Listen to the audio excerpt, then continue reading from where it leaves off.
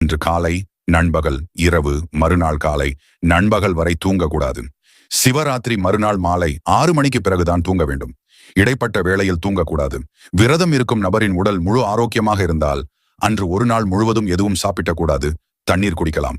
இன்று சிவராத்திரி என்றால் காலை முதல் மறுநாள் காலை வரை நாம் எதுவும் சாப்பிடாமல் விரதம் இருக்க வேண்டும். இது உடல் ஆரோக்கியமாக உள்ளவர்கள் மட்டும் செய்தால் போதும்.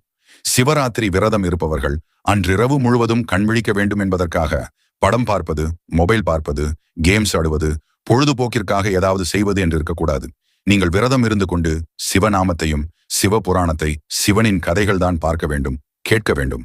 காமம் கூடாது, ஆபாசமாக பேசவோ பார்க்கவோ கூடாது. இதை அனைத்தையும் முற்றிலும் தவிர்த்து கொள்ளுங்கள். மகா சிவராத்திரி விரதம் எப்படி இருக்க வேண்டும் என்று எங்கள் பொதுநலம் சேனலில் முன்னரே வீடியோ போட்டிருக்கிறோம், தவறாமல் பார்க்கவும். வேற ஏதேனும் சந்தேகங்கள் இருந்தால் கமெண்ட்ல கேட்கவும். இந்த வீடியோ பிடித்திருந்தால் லைக் அண்ட் ஷேர் செய்யவும்.